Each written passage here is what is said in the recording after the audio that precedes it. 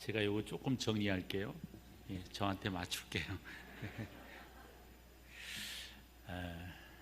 귀한 여러분들을 뵙게 돼서 감사하고, 또 찬양하는 그 찬양 속에 벌써 은혜가 풍성히 임한 줄로 믿습니다. 우리 남성 중창 또 너무 귀한 찬양 감사합니다. 저는 한 교회에서 지금 22년 차 목회를 하고 있는데요. 교회에서 목회를 하면서 어느 날 주님이 저에게, 그냥 저는 그렇게 말을 해요. 신방 오셨어요. 그러시면서 보여주신 게 뭐냐면 기울어진 십자가였거든요. 그 기울어진 십자가를 저에게 보여주시면서 하시는 말씀이, 내가 이거 세울 수 없겠니? 되게 저 감동 먹었어요. 첫 번째는 제가 저를 알거든요. 얼마나 부족한 사람인지. 그런데 저 같은 사람에게 우리 주님 친히 오셔서 내가 이거 세울 수 없겠니? 그것이 저에게 너무 큰 감동이었고요. 또 하나는 내가 주님의 교회를 잘 세워보겠다, 이 귀한 다짐을 할 수 있는 기회가 되었습니다. 그래서 이제껏 주님의 교회를 건강하게 세워보려고 부단히 노력하며 목회를 해왔고, 그와 같은 생각을 오늘 이 도남제일교회에서 함께 나눌 수 있게 되어서 또한 감사하기 그지없습니다. 함께 우리 주님의 교회를 잘 세워가는, 저는 이것이 작금에 우리가 흔히 포스트 코로나 이런 표현들을 하는데요, 다른 어떤 것보다도 우리에게 중요한 화두가 되어진다라고 생각합니다. 교회가 든든히 있으면 목회도 행복하고요, 무엇보다도 성도 여러분들의 신앙생활이 행복합니다. 그래서 여러분, 저랑 같이 주어진 시간 동안 함께 말씀을 나눌 때 교회를 좀 더 잘 세워가는 그런 은혜가 있기를 소망합니다. 저는 우리 교회에서 교회를 잘 세워가기 위해서는 분명한 원칙이 있어야 된다라고 생각을 하는데요, 세 가지를 정해봤어요. 그 첫 번째는 재정의 투명성입니다. 어려서부터 저도 강보에 쌓여서부터 신앙생활을 쭉 해오면서 이런저런 환경도 봤고 상황도, 그리고 이야기도 들어봤잖아요. 그러면 대개는 목사님 이 돈 어디다 쓰셨어요? 저는 어려서부터 목사가 되기로 마음을 먹었는데요, 나 이 다음에 목사가 되면 나 저런 소리 절대 안 들을 거야. 그러기 위해서는 어떻게 해야 되겠어요? 분명한 투명성을 가져야 되겠죠. 두 번째로는 인사의 공정성입니다. 목사에게 가까운 사람이 뭐한다, 나 이런 소리 안 들으려고 목회를 쭉 해왔거든요. 그래서 저는 교회에서 나름대로 원칙을 정하기를, 교회 정관에다가 누구든지 그 교회에서, 우리 교회에서 한 부서에서 2년 이상을 사역하지 못한다. 그래서 계속해서 사역의 그 방향들을, 왜냐하면 고인물은 썩는다라고 하는 것을 알고 있기 때문에. 그러나 탤런트라고 하는 게 있잖아요. 그래서 그것이 벗어나지 않게끔 교회를 운영이라고 말을 해도 될까요? 그렇게 해왔습니다. 그래서 저는 저희 교회에서도 누구랑 가까워, 누구랑 그래서 저는 교회에서 강단에서 그런 말을 했어요. 장로님들, 저도 제 뒤로 사람들을 줄 세우지 않을 터이니까 장로님들도 절대 우리 장로님들 안 그러시거든요. 근데 강단에서 그렇게 말한 이유가 어디 있을까요? 성도 여러분들을 향해서 그런 말씀을 드린 거예요. 그래서 무엇보다도 교회가 인사의 공정성을 가지고 가는 것, 이것만큼 중요한 것이 없고 그것을 잘 해나가는 것. 세 번째로 건강한 교회가 되기 위해서는 시스템이 움직여가는 교회가 되어야 한다, 이겁니다.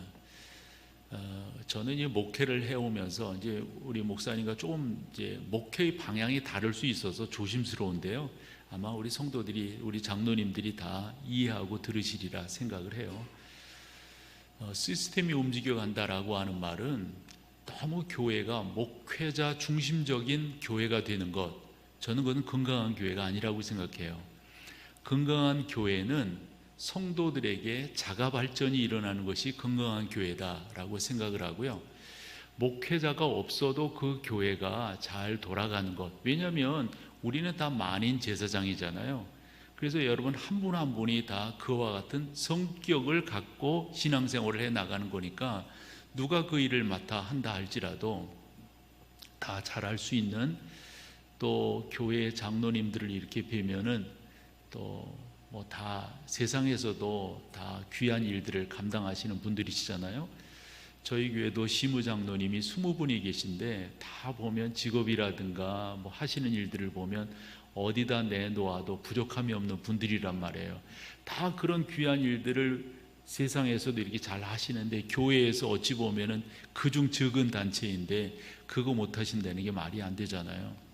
근데 이와 같은 생각을 하게 된 데는 동기가 있었어요. 제가 94년으로 기억을 하는데요. 그때 극동방송에서 좋은 아침입니다 라고 하는 프로그램을 진행할 텐데 저희 그 방송을 하기 위해서 갔는데 그 PD들이 자꾸 묻는 거예요. 저보고 별로 아니에요. 난 뭔데 뭐를 하냐고 묻는 거예요. 그랬더니 그냥 이름을 댈게요. 홍정길 목사님이 남서울교회를 그만두셨다는 거예요. 사실은 그 당시에 그 일이라고 하는 것은 목회자들에게는 적지 않은 충격이었어요. 적어도 그 당시에는 4인방 그래가지고 저희가 자랄 때 4분의 목사님들이 표상이었거든요. 그 중에 한 분이 홍정일 목사님이고 그 4분 중에 좌장이에요. 홍정일 목사님이. 그런데 그분이 교회를 그 당시만 하더라도 교회를 그만둔다고 하는 것은 문제가 있기 때문에 그만두는 거거든요. 그런데 이분이 무슨 문제가 있으셔서 그만뒀단 말인가? 그래서 너무 궁금해가지고 나도 잘 모른다고 묻길래 모른다고.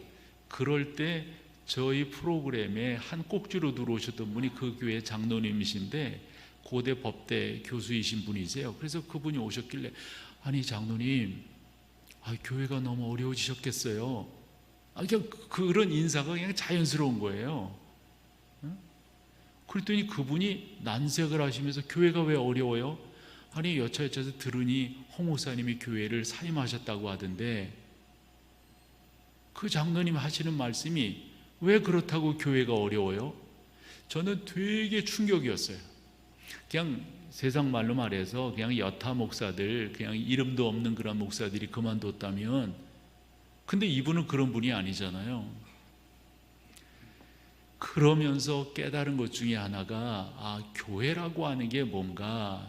그래서 제가 이제 목사들은 목회를 공부하잖아요. 뭐 학교 때 공부하는 게 아니라 끝나고 나서 좀 더 이 목회라고 하는 게 뭔가 실천적인 것들을 공부하는데, 저희가 몇 년 동안 그 코칭을 받았던 분이 미국의 이 프리칭이라고 하는 그 설교 월간지를 발행하는 분이에요. 그분으로부터 이 찰스 안인데 코칭을 받을 때 그런 질문을 했더니 그분도 이야기가 그거예요. 건강한 교회일수록 그 모임 자체에서 어떤 한 사람이 주도적으로 움직여가는 그런 교회는 건강한 교회가 아니다. 그래서 저는 지난 22년간 그렇게 교회를 목회해 왔고요. 더더욱 하나님께서 이 지역에, 저희는 목동에 있으니까 목동, 이 양천구의 영성을 선도하는 교회가 되자, 그러면서 달려오다 보니 양천구뿐만 아니라 서울 장안에 영향력을 미치는 교회가 되었다라고 감히 말씀을 드릴 수 있고, 그렇게 되다 보니까 대한민국에 사실 서울 장안에 영향력을 미칠 수 있다라고 하는 것은 세계에 영향력을 미칠 수 있는 교회가 되었다. 이 정도로 한국 교회의 위상이 커졌단 말이에요. 저는 그렇게 교회를 여러분들과 같이 공유하면서 건강하게 세워나가기를 소망하는 거죠. 여러분 아시다시피 성경은 약속이죠. 약속이 성취된 겁니다. 그래서 구약은 약속이라고 보고 신약은 성취라고 일반적으로 보지만 구약 안에서도 이 두 사상이 그대로 이루어지고 있습니다. 그 중에 창세기 12장부터 22장까지 아브라함이 등장하는데, 이 아브라함에게 하나님께서 남다르게 약속을 하세요. 그리고 그 약속을 이루어 가시는데, 성경을 읽어가 보면 아브라함이 계속 하나님께 언제 이루어 주실 거예요? 언제 주실 거예요? 그건 뭐겠어요? 자녀에 대한 문제죠. 그래서 우리 하나님께서 밤에 하늘의 별을 보게 하고 바다의 모래알을 이렇게 보게 하셨어요. 너의 자손이 저렇게 될 것이다. 그래서 여러분, 우리가 여기서 한 번 더 생각할 것은 하늘의 별처럼 바닷가의 모래알처럼이라고 하는 게 숫자의 개념이 아닌 거죠. 그래서 하나님의 나라가 어떻게 영향력 있게 세워질 것인가 라고 하는 것을 우리 가운데 보여주었다라고 저는 믿어요. 성경을 보면 아브라함이 어린애 보채듯이 하나님께 언제예요? 하나님 언제예요? 언제 이런 말씀을 계속 질문을 던집니다. 그때마다 우리 하나님은 성실하심으로 아브라함에게 약속하시고 약속하세요. 그 하나님의 약속의 성취가 성경에 보면 여러 번 이루어지는데, 창세기 19장에 가보면 소돔과 고모라 성이 멸망하게 되잖아요. 그때 하나님의 천사가 롯 그 처 그리고 그 자녀들을 어찌 보면 이렇게 등 뛰밀어서 소돔과 고모라 성에서 나오게 하는 거라고 저는 봐요. 그런 환경을 성경은 한마디로 정리하기를 뭐라고 말씀하냐면, 아브라함을 기억하사 롯을 그 소돔 성에서 구원해 내셨다. 누구를 기억하사? 아브라함을 기억하사. 여러분, 하나님의 약속과 성취예요. 그 19장에 가보면 이삭이, 그리고 18장에 가보면 창세기서를 말하는 건데요, 아브라함이 천사를 대접하는 그러한 장면들을 다 보게 됩니다. 그리고 더더욱 감동적인 것은 창세기 22장에 이르게 되는 거죠. 그때 저는 하나님께서 아브라함을 신방 가셔서 엄청나게 설득하셨다라고 저는 믿어요. 그렇게 얻은 아들을 번제로 드리라고 할 때 선뜻 드릴 아버지가 누가 있겠어요? 그러면 이상한 거 아니에요? 근데 하나님께서 아브라함을 설득하셔서 모리아 산까지 그 아들을 데리고 가게끔 하신다고요. 더더욱 우리의 마음을 짠하게 만드는 것은 아들이 물어요. 아버지, 예전에 이렇게 가실 때는 제물도 준비하시고 다 이렇게 가셨는데 이번에는 양이 없네요. 그때 아브라함이 뭐라고 말합니까? 하나님이 준비하셨다고. 여호와 일이라고 하는 표현을 쓰잖아요.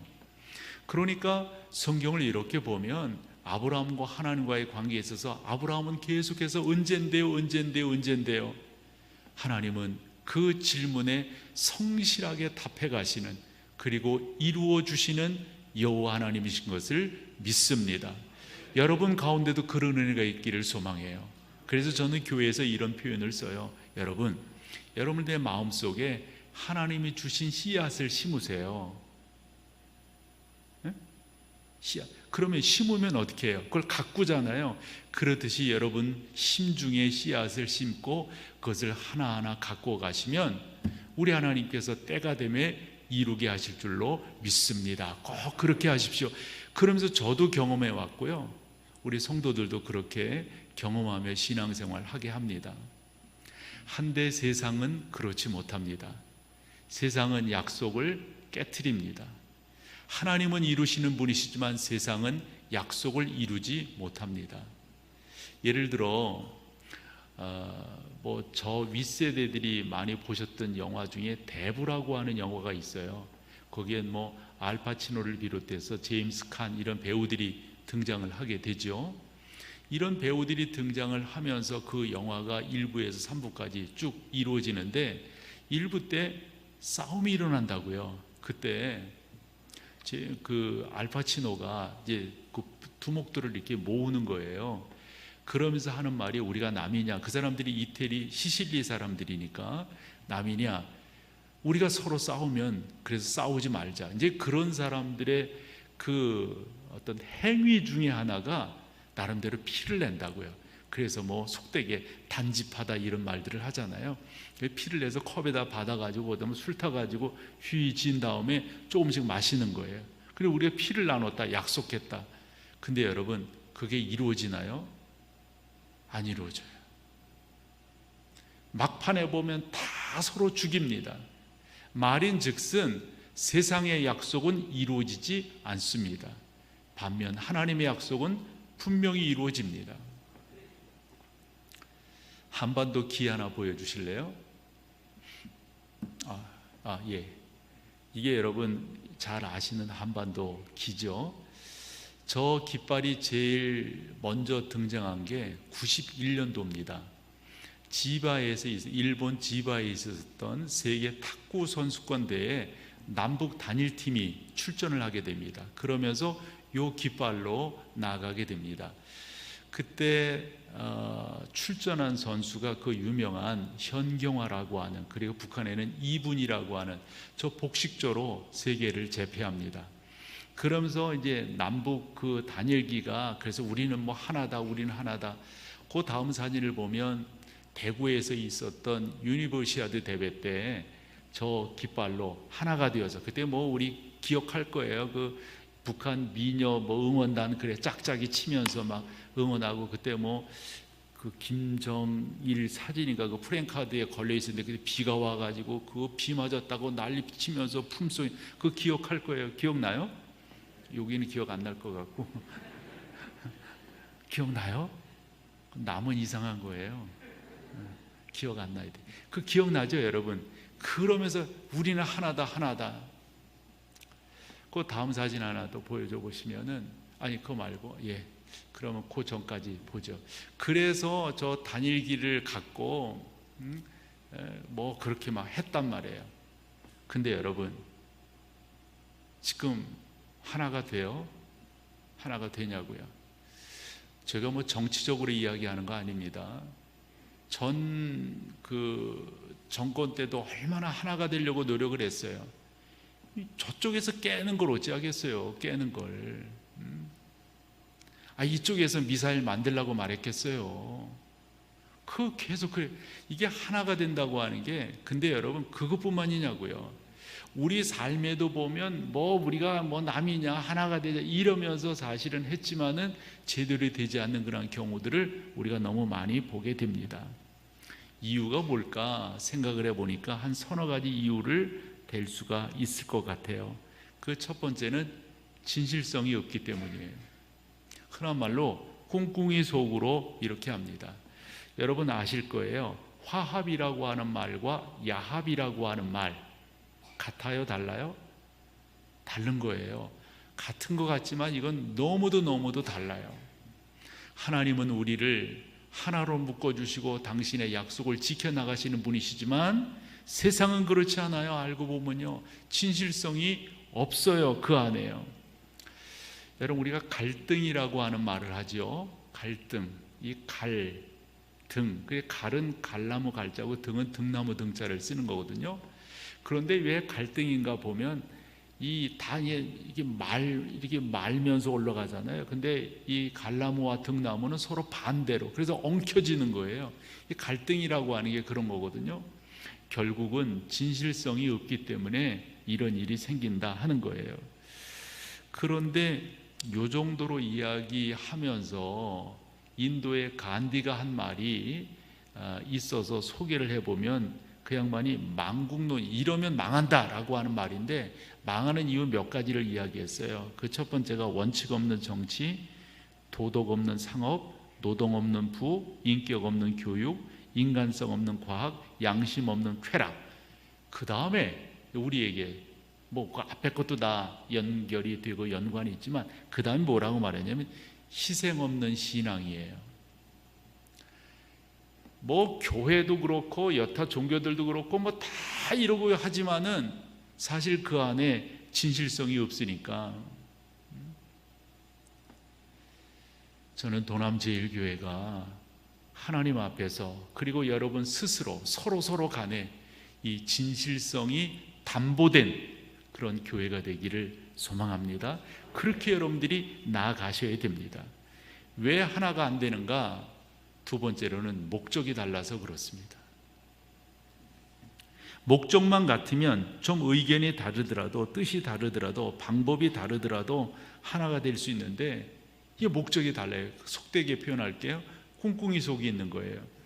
제가 신학생 때 제일 많이 우리 친구들 가운데 논의되었던 말이 뭐냐면, 그걸 뭐라고 말하지? 목회를 같이 하는 거, 뭐 협동 목회, 뭐 이런 게 되게 관심이 많았어요. 그러면서 모델로 생각한 게 우리 한국에서는 둘의 공동체, 이걸 모델로 생각했고요. 또 외국의 그 모델로는 이 프랑스에 있는 그 떼제 공동체를 이렇게 모델로 생각해서 그렇게 했어요. 그래서 저희 그 친구들 중에는 그렇게 서로 마음을 합하여서 목회를 시작한 친구들이 있어요. 지금 하나도 결실을 거둔 목회가 없습니다. 이유가 어디 있을까요? 죄송하지만 목적이 다르기 때문에 그렇습니다. 목적이 같다면 될 터인데 이게 안 되더란 말이죠. 세 번째로는 지도자의 문제라고 생각을 합니다. 리더의 문제, 이건 엊그제의 문제가 아니죠. 지금도 우리 사회의 문제일 수가 있는데 정말 우리 가운데는 지혜의 지도자가 있어야 되겠고 화합의 지도자가, 아픔을 좀 감싸줄 수 있는 그런 지도자들이 있으면 좋겠어요. 그런데 그런 부분들이 잘 안 되는 거예요. 이러다 보니까 하나가 안 되는 거죠. 이렇게 좀 합해서 좀 좋은 것들을 이루어내면 좋을 터인데 그런 것을 이루어내지 못하고 있습니다. 죄송한 표현인데 교회 안에도 이런 게 너무 많은 거예요. 너무 많아요. 엊그저께 한 분이 저한테 카톡으로 무슨 영상을 하나 보내주셨어요. 그래서 그 들어가서 봤더니 요즘 그런 뉴스들이 좀 있다고 하되 제가 보지 못했는데 그냥 저는 그 보여준 거만 이렇게 봤는데 이제 교회의 이런저런 문제들, 그 중에서 이 포스트 코로나 시대에 가난한 성도들을 어떻게 할 거냐, 이 가난한 성도가 뭔지 여러분 아시죠? 그런 성도들을 어떻게 할 거냐라는 나름대로 문제였었어요. 그런데 그 내용을 이렇게 쭉 보면서 결국은 죄송하지만 목회자들에 대한 문제였어요. 저는 나름대로 이제껏 그 지역사회에서 교회를 세우고, 또한 교회는 그저 우리끼리만 모여서 우리끼리만 이런다고 저는 건강한 교회라고 생각지 않습니다. 좀 더 건강한 교회라고 하는 것은 어떻게 이 지역사회와 함께 할 수가 있는가. 우리나라에 90년대부터 레너드 스윗이라고 하는 이 교회 성장학자, 또 다르게 표현하면 교회 미래학자예요. 이분이 우리나라에 들어오셔서 교회는 어떤 모습의 교회이어야 할 것인가, 건강한 교회는. 그래서 두란노 쪽에서도 그분과 인터뷰를 실었고요.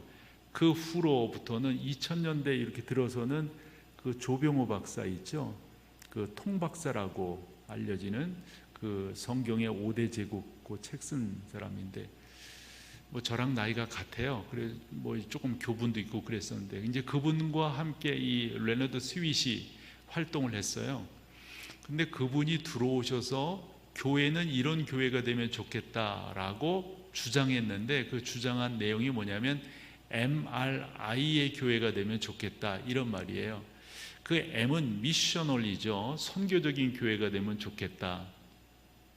그 다음에 R은 리리저널입니다. 그러니까 서로 관계적인 그런 교회가 되면 좋겠다. 그래서 우리끼리만 이렇게 하는 게 아니라 나름대로 지역 또 다른 어른 단체들이랑 교회가 잘 관계를 가지면 좋겠다. 세 번째로 I가 MRI니까 I가 뭐냐면 인카네이셔널이에요. 그러니까 인카네이션 하면 우리가 다 아는 거잖아요. 성육신한 그 예수님 상징하는 거잖아요. 그러니까 교회가 우리끼리만 모여있는 교회는 아니라 어떻게 세상 속의 교회가 들어갈 수가 있느냐, 어떻게 세상과 교회가 그것은 다른 게 아니에요. 세상을 돕고 세상을 섬기고 세상 가운데 교회가 희생하는 거예요.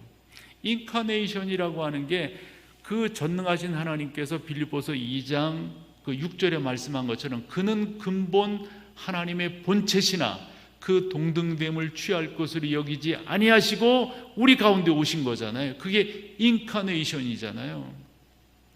저는 교회가 그렇게 가야 된다라고 생각하는 거죠. 한데 작금의 교회들은 어떠냔 말이에요. 작금의 교회들은 여러분 좀 더 크게 보면요, 여러분들의 교회가 정말 달라질 수가 있습니다. 그저 우리끼리만 조금 이제 우리 정 목사님이랑 저랑 생각이 조금 이게 틀린 게 아니고 다를 수 있는 건데요. 그런 것을 제가 이야기한다 할지라도 조금 여러분들이 이해해 주셨으면 좋겠어요. 저는 자꾸 교회가 축복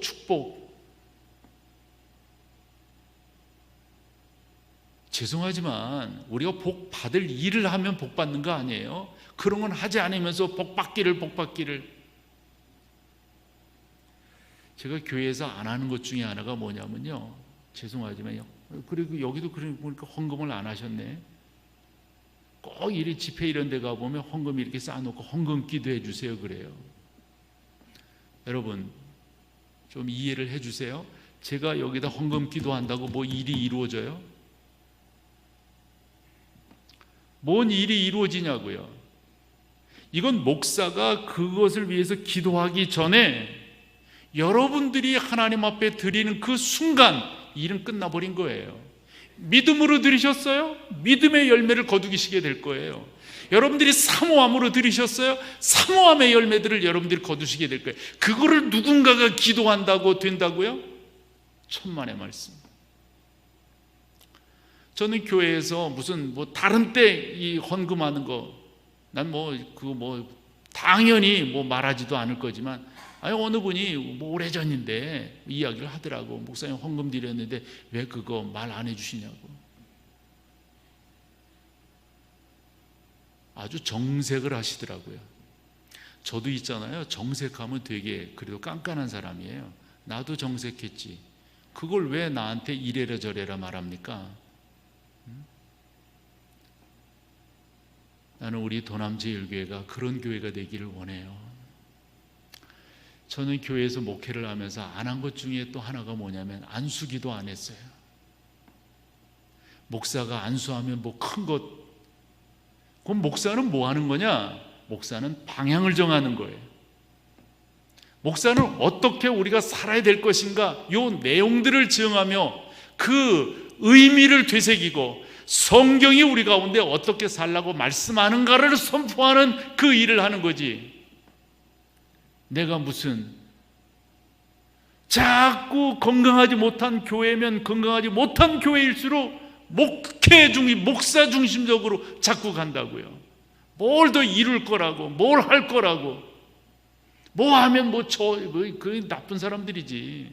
그건 죄송하지만 종교 사기꾼이지, 그건 건강한 게 아니에요. 여러분들이 옳게 예수 그리스도를 믿으면, 옳게 예수 그리스도 안에서 여러분들이 잘 세워지면 다른 할 말이 뭐가 있단 말이에요. 교회는 그렇게 가야 되는 거예요. 다른 무엇보다도 교회는 교회다운 역할들을 감당하며 나가면 되는데, 아니 진실성도 없어, 목적도 엉뚱한 생각들을 해. 또 그러면서 리더들이 리더십의 어떤 정확한 그런 내용도 하지 못하고 말이에요. 죄송하게 표현을 할게요. 망하려면 뭔 짓은 못하겠어요. 목사님, 지금이 찬스예요. 무슨 찬스냐면 지금 교회를 진리 안에서, 성경 안에서, 복음 안에서 잘 이거 세워가면 교회가 잘 세워질 수가 있어요. 지금이 찬스예요. 여러분, 저는 참 부족한 사람인데요, 그와 같은 자세를 가지고 오늘 이 자리에 섰어요. 그래서 몇 시간 저랑 말씀을 나눌 때 어찌 보면 조금 좀 이렇게 거북한 표현이 저한테 나올지도 모르겠는데 좀 용서해 주세요. 용서해 주시고 함께 우리가 주님의 교회를 정말 복음적으로 어떻게 세워갈 것인가, 이걸 고뇌하려고 하는 거니까요. 주님의 교회여 일어나라. 아까 찬양이 뜨거웠잖아요. 그렇게 여러분들이 교회를 세워가셔야 돼요. 여러분, 교회만 잘 쓰면요 너무도 감사해요. 우리 교회 자랑 안 할 수가 없는데, 저는 우리 교회의 목사가 됐다고 하는 게 너무 행복해요. 그리고 저는 이 자리에 서서도 교인들에게 그렇게 말을 해요. 저는 여러분들 때문에 행복하다고. 내가 하는 일은 여러분들이 하나님 앞에 올바로 설 수 있도록 돕는 일을 하는 거니까 나는 나에게 주어진 시간 동안 그 일을 계속할 거라고. 여러분들은 잘 쓰셔서 하나님의 은혜를 풍성하게 누리시라고. 꼭 여러분 그렇게 나가기를 소망합니다. 하나님은 신실한 분이십니다. 사람은 그렇지 못해요. 사람들은 뭐 하겠다고 그랬다, 뭐 하겠다고 그랬다. 사람들은 불안합니다. 오직 하나님만이 온전하십니다. 오늘 제가 읽은 본문으로 이 마가복음 이 9장 50절은 사실 그 앞에 부분으로 가야 돼요. 그래서 성경을 좀 피세요. 여러분 성경을 한번 피시고 어디로부터 봐야 되냐면 14절부터 보면 좋아요. 이에 그들이 제자들에게 와서 보니 큰 무리가 그들을 둘러싸고 서기관들이 그들과 더불어 변론하고 있더라. 그래서 여기서 말하는 여기서 그들이 누구냐 하는 거예요. 그들이 제자들에게 와서 보니 그랬어요. 그럼 그들이 누구예요? 그걸 알기 위해서는 그 앞에를 읽어야 되겠죠. 그 앞에 어떤 내용이죠? 변화산 사건이에요. 아시죠 여러분? 예수님께서 변화산에 가실 때 누구를 데리고 가셨어요? 3명의 제자입니다. 베드로, 요한, 야고보를 데리고, 그리고 이제 그곳에 가셔서 이제 변화된 그 모습들을 베드로가 그러면서 또 감동적인 표현을 하잖아요. 우리 주님께서 누구이신가를 지금 선포하시고 보여주신 거예요. 그리고 난 다음에 제자들인 대로 내려왔더니 이런 일이 벌어진 거예요. 큰 무리가 그들을 둘러싸고, 그래서 그 앞에 그들과 그 중간에 그들이 누구인 거죠? 그럼 그 중간에 그들은 베드로, 요한, 야고보를 예수님과 빼고 나머지들이 되겠죠? 그 제자들이 서기관들과 더불어 변론했다. 여기서 변론했다라고 하는 요 말은 흔한 말로 언쟁을 하고 있었다 하는 그런 말이에요. 그러면 왜 언쟁을 하고 있었는가? 그걸 보면은 그 뒤에 나옵니다. 예수님께서 이게 왜 이렇게 지금 여기가 소란하냐, 뭐 때문에 논쟁이 벌어졌느냐 이렇게 예수님이 물었더니 17절에 보면 무리 중 하나가 대답합니다.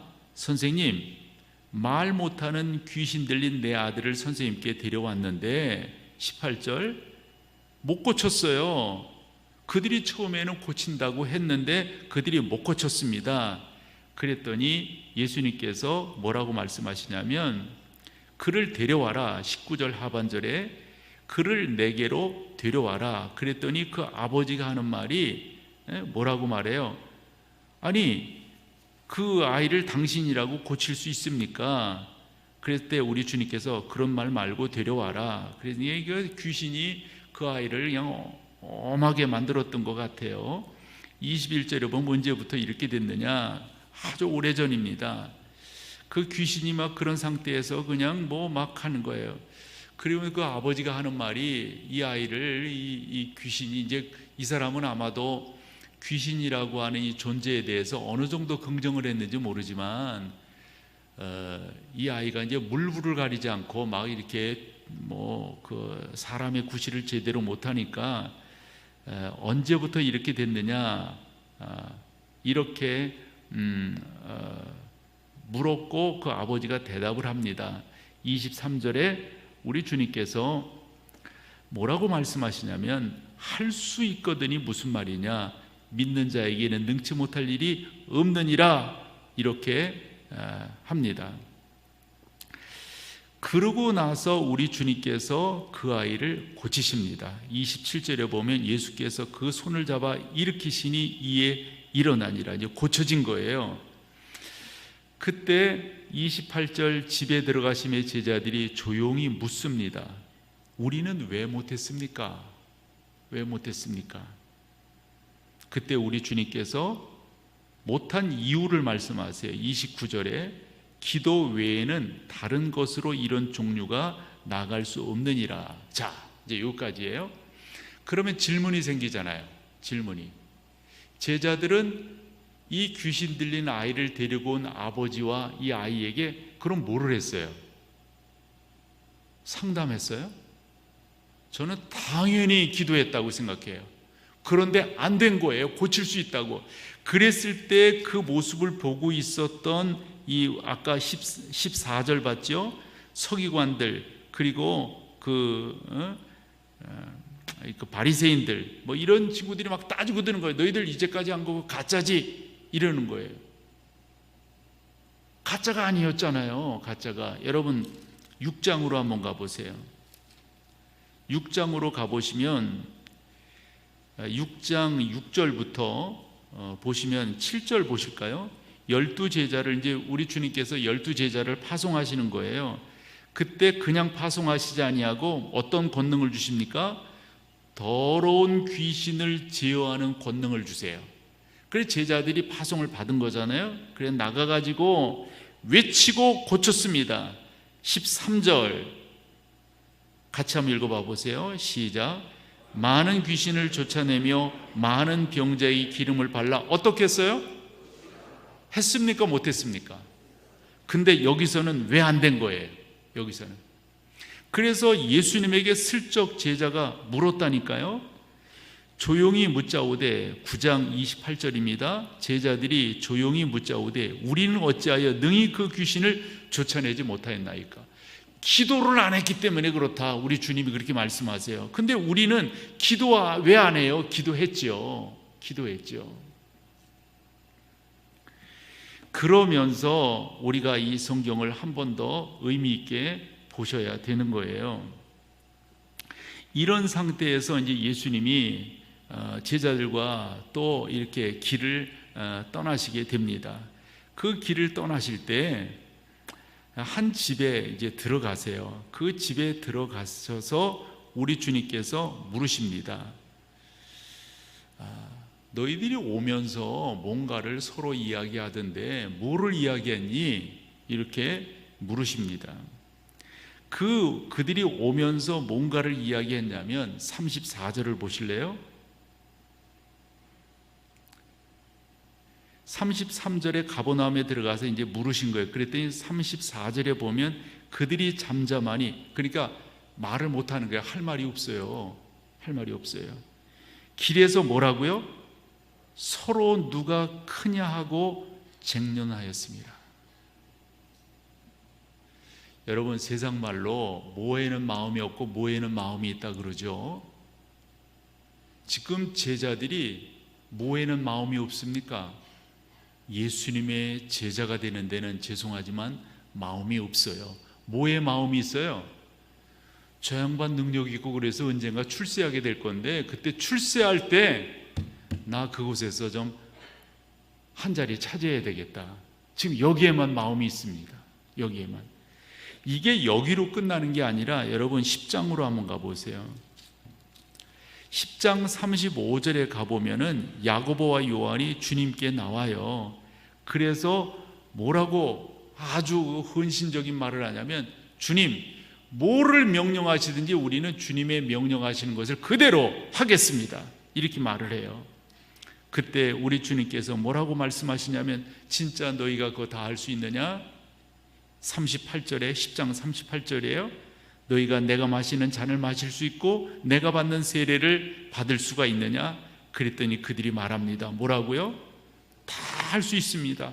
39절 그들이 말하되 할 수 있나이다. 예수님이 뭐라고 말씀하세요? 너희는 내가 마시는 잔을 마시면 내가 받는 세례를 받으려니와 그 다음에요. 내 좌우편에 앉는 것은 내가 줄 것이 아니라 누구를 위하여 준비되었든지 그들이 얻을 것이니라.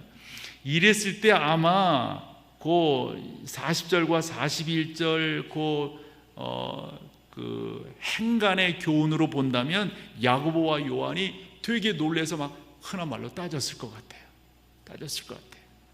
근데 중요한 것은 야고보와 요한이 예수님께 그렇게 가서 말하는 것을 다른 제자들이 그대로 이 10명의 제자들이 듣고 있었어요. 41절입니다. 10 제자가 듣고 야고보와 요한에 대하여 어떠했다고요? 화를 냈다. 이 화를 냈다라고 하는 이 표현은 조금 약해요. 격분했다는 말이에요. 승질을 냈다는 말이에요. 왜 니들만 그 자리 차지해? 왜? 내가 그 자리 차지해야지.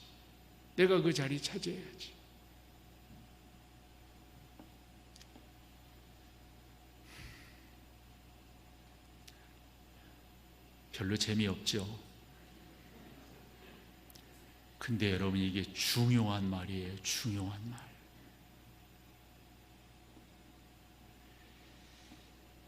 저는 정말 전도해야 될 곳은 교회 아니다라는 말을 조심스럽게 할 때가 있어요. 저도 이제 그런 걸 저는 잘 안 하는데 어쩌다가 목회자들이 모인 그런 모임 가운데 이렇게 가보게 돼요. 구원 받았나 싶을 때가 있어요. 구원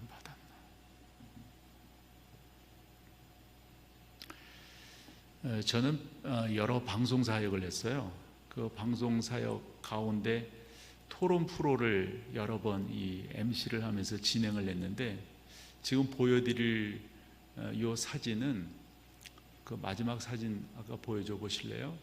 이 사진은 한국 교회를 논하다라고 하는 프로그램이에요. 이것이 지금부터 한 5년, 6년 요때 처음 시작이 될 때 제가 그때 MC를 봤었는데, 아니 저는 없애버리세요. 아니 방송실 조금 사겨요 저랑. 아니 그 사진만 보여줘요.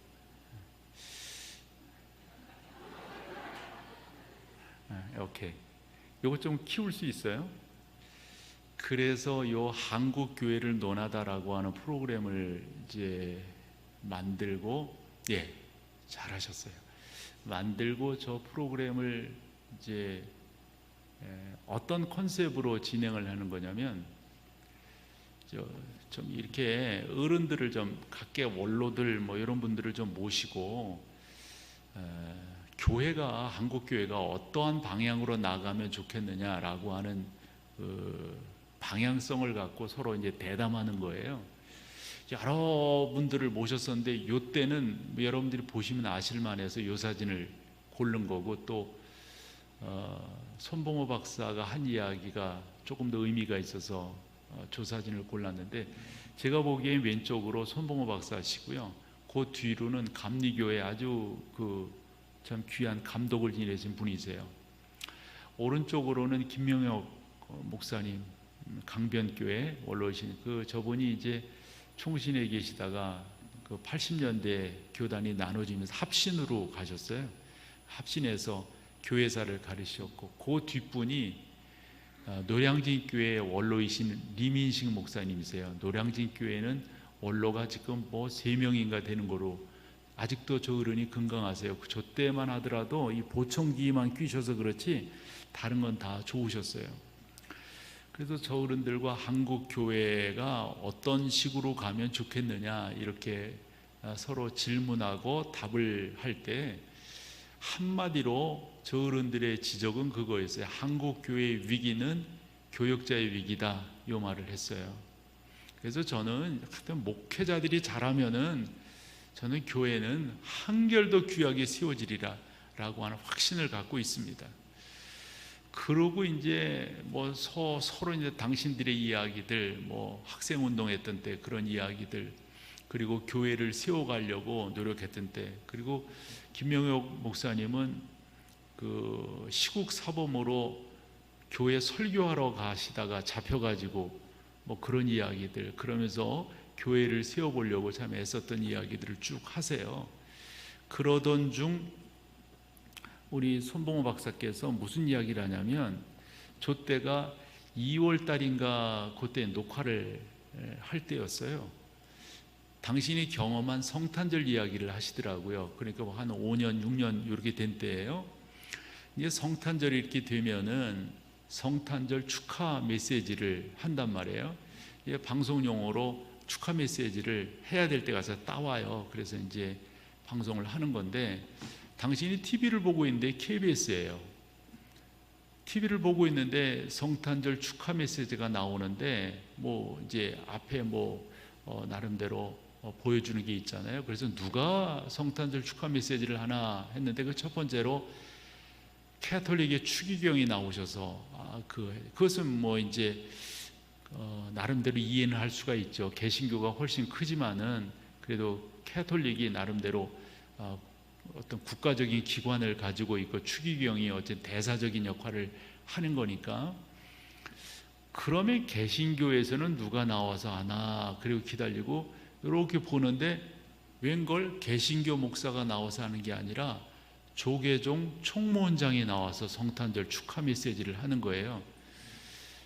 나는 그 사람들은 그런 거 안 했으면 좋겠어요. 그냥 자기들 믿는 거 하지. 여기까지 와가지고, 우리 그 목동에도 보면 그 템플 스테이가 있는데 성탄절 때만 되면 거기 크게 프랑카드를 붙입니다. 뭐라고? 아기 예수 탄생을 축하합니다. 아니, 당신들 축하받을 거 하나도 없어요. 나 그래서 다니면서도 이걸 왜 붙이냐고, 띠라고 라고 말하고 싶은데 내가 말해봤자 뭔 의미가 있어요. 그냥 이게 지나가는 거예요. 근데 조계종 총무원장이 나와서 그 사람들은 그 근사하게 옷 입고 나오는 거 있잖아요. 도포 같은 거 그쪽에 그 예식 있는 옷들이 있잖아요. 그러면 개신교에서 누가 나오나 기다리는데 안 나오는 거예요. 그리고 다른 걸로 돌아가요. 그래서 그 이튿날, 그때 이 손봉호 박사께서 무슨 여대인가 총장하실 때예요. 여대인가 총장하실 때 자기가 이제 전화를 했어요. 전화를 해가지고, 나 누구인데 어제 프로그램을 보면서 성탄절 축하 메시지라고 내보내는데, 아니 어떻게 개신교의 성탄절 축하 메시지가 없습니까? 라고 물은 거예요. 이제 그렇게 되면은 그분에 맞는 격상이 되는 분을 이제 바꿔서 이렇게 대응을 하는데, 그 KBS 쪽에서 어떤 사람이 이제 나름대로 뭐 어느 정도 직위가 있는 분이겠죠. 손봉호 박사에게 하는 말이 되래. 박사님, 이제 총장님 이렇게 물었겠죠. 개신교에서 누구한테 성탄절 메시지를 따요? 제가요, 그분의 그 뉘앙스를 못 살려서 그렇죠. 손 박사께서 되게 속상해가지고 말씀하시더라고요. 그 말을 들으신 다음에, 아니 누구 거를 따다니 개신교 대표되는 거 따면 되잖아요. 뭐 이런 식으로 이야기한 것 같아요. 그랬더니 누가 대표인데요? 그러면서 설명을 하는 거예요.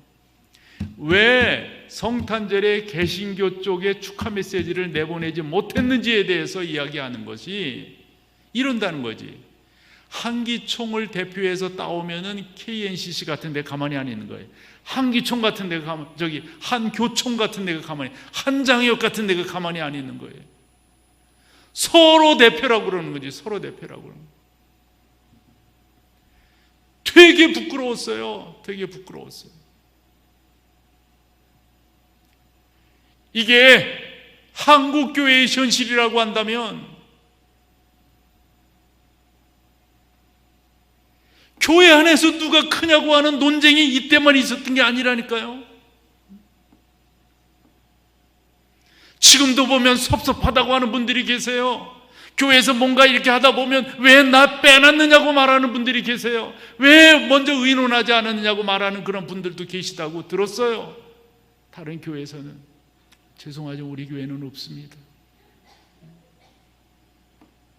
내가 이 교회 선임인데, 내가 이 교회 설립인데, 뭐 어쩐데 저쩐데 왜 나 빼놓겠냐고. 무시하자고 하는 것은 아니지만, 그런 정신으로 신앙생활을 하고 그런 정신으로 교회를 세워가고 그와 같은 질서가 교회를 다스리고 있다면, 죄송하지만 뭔 희망이 있어요 그 안에. 제자들은 계속해서 누가 크냐고. 그러니 무슨 귀신이 쫓겨나가고 그 가운데 병자가 일어나고, 앞에서 그런 것들을 경험했다니까요. 누가복음 9장에 요 내용이 나오거든요. 요 마가복음 6장에 있는 내용이, 누가복음 10장에서는 뭔 내용이 또 나오냐면 70인을 이번엔 파송을 하세요. 우리 주님께서 12명을 파송하고 난 다음에 놀라운 역사가 이루어지니까 이번엔 70명을 파송하는 거예요. 70명도 나가서 이 주님이 말씀하신 그 말씀을 선포하니까 귀신이 쫓겨나가고 병자들이 일어나고 하나님의 나라를 받아들이는 놀라운 역사들이 일어난 거예요. 이 사람들도 놀랐어요. 이 사람들도. 그리고 갔다 와가지고 12 제자들처럼 예수님 앞에 선교 보고를 하는 거예요. 그런데 12 제자들이 선교 보고할 때와 달리 70명이 돌아와서 선교 보고를 할 때 우리 주님이 아주 귀한 말씀을 하신다니까요. 뭐라고 말씀하시죠? 너희들 뭐 그런 거 일어난 거 가지고 할 것이 아니라 중요한 말씀하세요. 뭐라고요? 너희 이름이 하늘에 기록된 것으로 기뻐하라. 저는 한국교회가 그렇게 간다면, 목사인 제가 그렇게 신앙생활을 하고 주님의 교회를 목회해 나간다면 교회가 세워지지 않는 법이 어디 있어요? 주님의 교회가 옳게 세워지지 않는다는 법이 어디 있어요?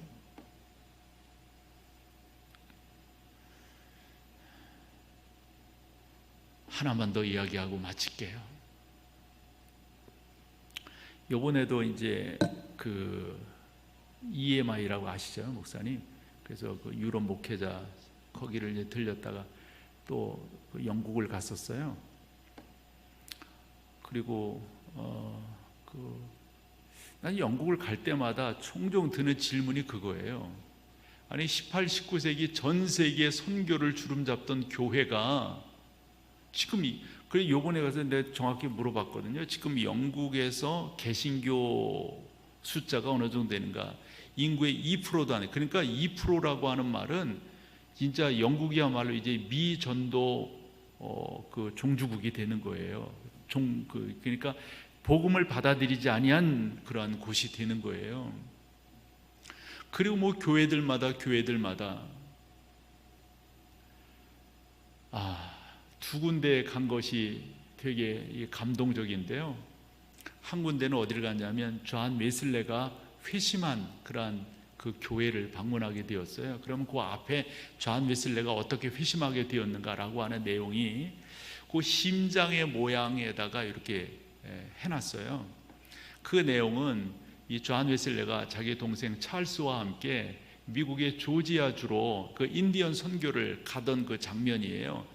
그때 그 배에는 한 100여 명 되는 사람들이 타고 있었는데 한 80여 명 되는 사람들이 영국 사람이고 정확히 17명이라고 되어져 있어요. 17명이 독일 사람들인데 그 독일 사람들을 우리가 일반적으로 모라비안 교도들이라고 말을 해요.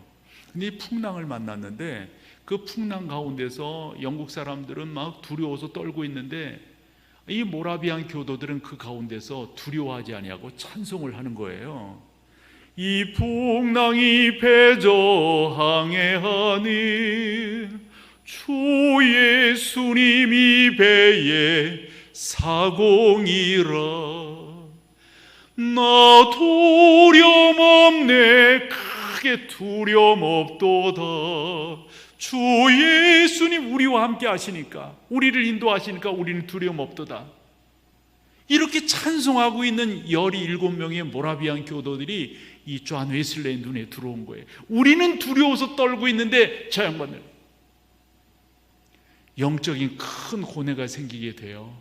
그리고 돌아와서 방황하던 이 존 웨슬레가 어느 집회에 참여하게 되는데 마침 그 집회가 모라비안 교도들의 집회였어요. 거기에서 복음이 선포되는데 그 선포되는 복음 가운데 그 앞에 있는 사람이 그 마틴 루터의 로마서 주석 서문을 읽는 거예요. 참 이 교회사에 보면요, 이 루터의 로마서 주석 서문에 변화된 사람들이 꽤 있습니다. 그 중에 한 사람이 존 웨슬레예요. 그러면 로마서 주석이 어떻길래, 제가 자세히 이걸 읽지 못해서 좀 말을 못하는데요, 아마 거기에 바울의 뜨거움이 전해졌을 거라고 저는 믿어요. 사도 바울은 복음에 분명한 사람이니까요. 로마서 1장 17절 저는 너무도 제 안에 감동이에요. 뭐라고 바울이 선언합니까? 좀 같이 하면 얼마나 좋을까요? 뭐라고 합니까? 나는 복음을 부끄러워하지 아니하노니. 딱 선언해요. 그러면서 왜 복음을 부끄러워하지 아니하는가? 그 뒤에 보면 이 복음에는 하나님의 능력이 나타났기 때문이다. 고린도전서 1장 18절에 십자가의 도가 멸망하는 자들에게는 부끄러운 것이지만 그것은 이제 우리가 아는 거잖아요. 이 헬라적 철학 가운데서 그들의 구원관, 이 플라토닉 구원관이라고 하는 게 뭔지 알잖아요. 그때 바울은 선언합니다. 뭐라고요? 복음을 모르는 사람들에게는 십자가의 도가 부끄러운 것이지만 하나님의 은혜를 아는 우리들에게는 뭐라고요? 하나님의 능력이 됨이니라. 분명히 바울이 그것을 썼을 거예요. 분명히. 존 웨슬레가 이 말씀 앞에 다시 한번 자기를 재조명하면서 엎드리는 거예요. 주의 복음이 나를 살렸다고, 주의 복음이 나를 온전케 했다고. 그리고 또 한 군데 간 데가, 우리가 스폴전 그러면은 우리 학교 때도 밥을 굶으면서라도 그 돈으로 스폴전의 책을 사라, 이 정도로 스폴전은 이 목회자들에게는 상당히 중요한 분이에요. 그 스폴전이 목회한 교회를 안내하는 분이 그 김 목사님이 가자고 그래서 거기를 또 갔어요. 그러면서 하는 이야기가, 영국이 그렇게 다 죽어가고 있지만 이 스폴전 목사님이 목회한 이 교회는 지금도 살아있다, 이 말이에요. 그럼 뭐가 살아있는가 들어가서 이야기를 들어봤더니, 거기는 있잖아요, 주일 오전 예배, 주일 오후 예배, 그 다음에 수요 성경 공부, 이런 것들이 그대로 이루어져 가고 있어요. 그대로. 우리가 살아가는 방법은 주의 복음 앞에 겸손해지는 겁니다. 절대적으로 여러분, 주님의 교회가 그냥 찬송만 일어나라 일어나라 이러지만 말고 여러분들의 믿음을 일으켜 세우세요. 여러분들이 하나님 앞에서, 그 복음 앞에서 딱 무릎 꿇으시면 주님의 교회는 일어날 수밖에 없어요. 그것이 여러분들에게 감동이 되고 행복이 되어야 합니다. 주의 복음이 나를 살렸다고, 주 예수의 은혜가 나를 일으켰다고, 나는 아무것도 아니라고. 제가 좋아하는 복음 찬양 중에 나는 아무것도 아닙니다. 주님이 아니면 나는 아무것도 아닙니다. 주님이 아닙니다. 왜 교회에서 그렇게 고개를 들려고 그러는 거예요? 왜 교회에서 그렇게 자리 싸움을 하는 거예요? 저는 목회를 하면서도 그래서 결심을 했어요. 나는 그냥 일반적으로 말해서 교회 정치 이런 거 전혀 안 하겠다. 전혀 안 하겠다. 지금 제가 60 중반인데요, 이제서 노회장 한다는 것은 꼬레비 중에 꼬레비가 되는, 하도 안 한다고 그러니까 또 좀 어려워져 가지고 안 할 수가 없었는데, 사랑하는 여러분, 꼭 그렇게 세우세요. 주님의 교회를 잘 세우세요. 이렇게 결론. 왜 소금이라고 그랬을까요? 왜? 소금은요, 그대로 있으면 소금이 아니에요. 녹아져야 돼요. 여러분들이 그렇게 주님의 교회 안에 녹아들으세요. 여러분들 이웃에 녹아들으셔서 잘 세워가는 그런 은혜가 있기를 간절히 축원합니다.